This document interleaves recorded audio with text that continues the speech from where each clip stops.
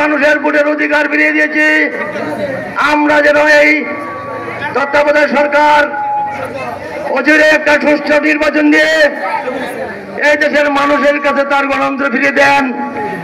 এই দেশের মানুষ যেন তাদের নেতা নির্বাচিত করতে পারেন এবং যে নেতৃত্বে আসে তাকে আমরা সাদরে গ্রহণ করব।